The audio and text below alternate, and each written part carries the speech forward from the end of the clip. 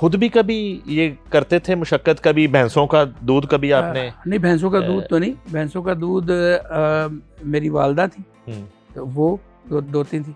और हम क्या करते थे, चारा काटते थे।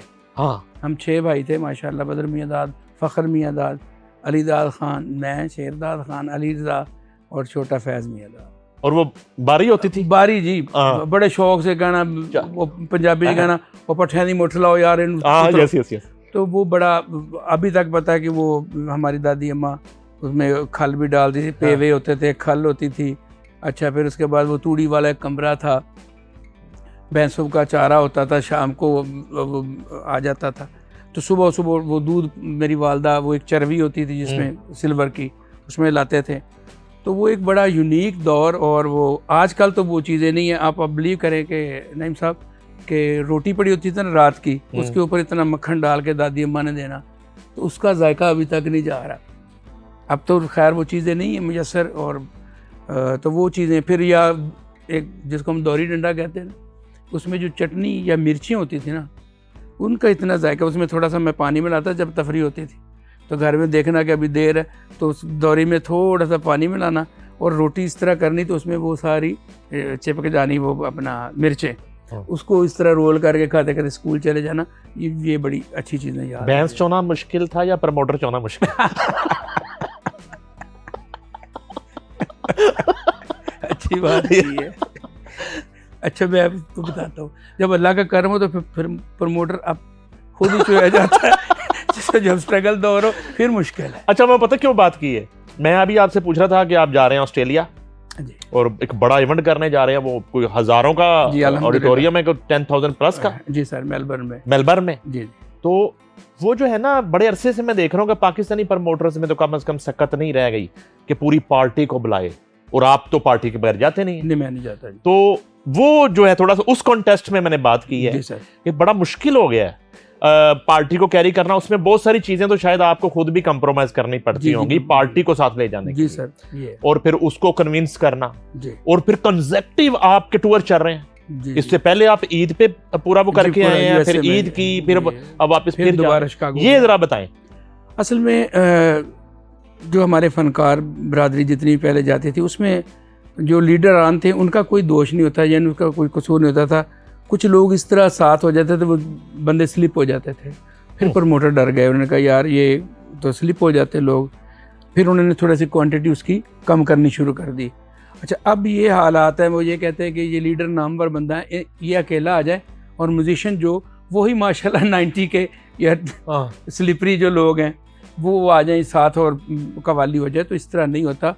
मैं जब मुझे मेरे प्रमोटर आमिर भाई मुझे लेने के लिए आए यूएसए, तो मैंने उनसे यही मुतालबा किया, मैंने कहा मेरी बात सुने, चाहे हम कम लोग हों लेकिन वो जो मेरे काम के लोग हैं उसके बगैर मैं नहीं जाऊंगा। क्योंकि देखें अल्लाह पाक ने कितनी इज़्ज़त से नवाजा है, और जब आप जाके परफॉर्म करें, एक बंदे ने भी कह दिया कि मज़ा नहीं आया, तो फिर आपका क्या फ़ायदा टूर का, प्रदेश का, इतना सफ़र करके जाने का। तो अगर डॉलरों का शौक़ है तो कोई इधर मजदूरी कर लें, उधर जाके मजदूरी कर लें, डॉलर कमा लें। अगर ये फ़न को आपने मुतारफ़ कराना है या इसकी अवेयरनेस लोगों को देनी है, तो फिर आपको अपनी पार्टी के साथ जाना पड़ेगा। अब मैंने कभी कंप्रोमाइज़ नहीं किया। अब ऑस्ट्रेलिया के लिए उन्होंने कहा जी आप 3 लोग आ जाएं। मैंने कहा क्यों भाई, मैं आना ही नहीं चाहता। अगर आप इस तरह करते हैं तो कम से कम मेरे 6 लोग, 5 लोग, 6 लोग मेरे साथ ट्रैवल करेंगे। वो जो मैं समझता हूँ कि कवाली की जान है, जो रीढ़ की हड्डी का काम करते हैं इसमें, तो मैं हमेशा अपने बंदे साथ लेके गया हूँ, और जो लेके गया हूँ वो मेरे अपने, जिनके ऊपर मुझे पूरा बिलीव, जो मिसिंग होने वाले नहीं या स्लिप होने वाले नहीं। मैं जाता हूँ और उनको टाइम से पहले लेके घर पहुँचता हूँ। अच्छा, ये बड़ा इंपॉर्टेंट आपने बात की है। ये बात जो है ना इतनी अहम है कि आप पे कितनी जिम्मेदारी होती है, बहुत जिम्मेदारी, और आपका नाम है, क्रेडिबिलिटी है। मुझे याद पड़ता है कि एक दफ़ा एक FIA ने एक FIR दी थी, तो हमें तस्वीरें दी गई। मैं रोज़नामा जंग में होता था, तो वो स्टोरी हमें दी गई। तो जब वो कवाल साहब गए बैरून मुल्क, अच्छा, तो वो तस्वीर दी गई। वो इतनी बड़ी तस्वीर थी, उसके पीछे पूरी पार्टी की तस्वीर थी। वो बाकायदा स्टूडियो में बनी हुई तस्वीर थी जाते हुए। तो ऊपर निशान लगे हुए थे, वापसी थे, एवी नहीं आया, एवी नहीं आया। अच्छा, मैं कहा कौन नहीं आया? उन्हें कहा जी ये तबले वाला भी आ गया, बाजे वाला भी आ गया, ठीक है, एक कन्नी वाला भी आ गया। उन्हें कहा 3 ताड़ी वाले नहीं आए। वो आए नहीं, वापस वो स्लिप हो गए, वो FIR हो गई। पर्चा हो गया, बिल्कुल ठीक, क्योंकि जिम्मेदारी थी उनकी। अब एक पिछले दिनों में ना, कुछ चंद सालों पहले की बात है कि एम्बेसीज वालों ने ना, ये आपके नॉलेज में मैं देता हूँ कुछ ऐसी एम्बेसीज उन्होंने ना पाकिस्तान से जितने भी हमारे ये इदारे हैं ना म्यूज़िक में, जिस तरह लोक विरसा हो गया या हमारे आर्ट्स काउंसिल्स हैं, रेडियो रफ़ी है, पीरो थिएटर वाले हो गए या जोका वाले हो गए, इनको उन्होंने अपना क्या कहते हैं, अपना बना लिया कि यार एडवाइजर, हाँ, हम आपको लिस्ट दिया करेंगे और आप इसको चेक करेंगे बकायदा कि इसमें कितने फन आर्टिस्ट हैं, वेट करेंगे, देन जो है वो अलाउ करेंगे। आप कहेंगे ना कि वाकई हमने तहकीक की है, ये बिल्कुल आर्टिस्ट है, उसको हम वीज़ा इशू किया। कभी रिनाउंड फनकारों ने, आप जैसे रिनाउंड फनकारों ने पैसे की लालच में भी ये कर लिया? जी सर, देखें मेरे पीछे इस तरह हुआ कि मैं पिंडी इस्लामाबाद गया तो मैंने कुछ मुझे कॉल्स हैं, कहते हैं आपसे मिलना है। मैंने कहा ठीक। उन्होंने अखबार में पढ़ा कि मैं जा रहा हूँ, स्विट्ज़रलैंड की बात है, तो आगे तो मैंने कहा जी, मैंने समझा ये मेरे शो की बात करेंगे, तो आगे कहते हैं जी अब आप बड़े खुशी हो रही है, आप बाहर जा रहे हैं, कब जा रहे हैं, मैं बता रहे हैं। मैंने कहा जा, कहते अगर आप हमारे 2 लड़के साथ ले जाएं तो पैसों की कोई ऐसी बात नहीं। मैंने कहा भाई मैं क्यों लेके जाऊं? नहीं आप प्लीज़ ले जाएं, आप पैसे बताएं, आप अपनी डिमांड बताएं क्या है। कमाल है। मैंने उनको कहा प्लीज़ गेट लॉस्ट।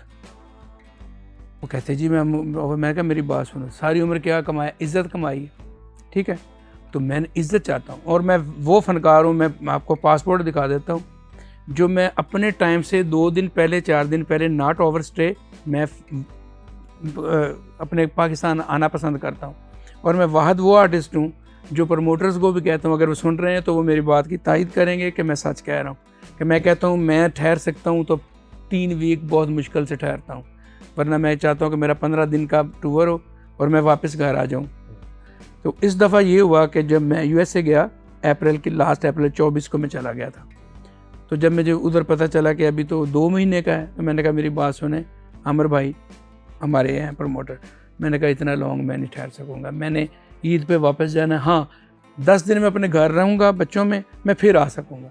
और ये आप ऑन रिकॉर्ड बात कि मैं अपना शो करके वापस आया ईद घर की, फिर जाके मैंने शिकागो शो किया, एक मैंने वर्जीनिया किया, एक मैंने डेलिस किया, करके आके 3 मुहर्रम को मैंने हजूर बाबा साहब बाबा फरीद सरकार में मुहर्रम की हाज़िरी पेश की। तो अभी ऑस्ट्रेलिया जा रहा हूँ, मेरा 10 दिन का टूर है।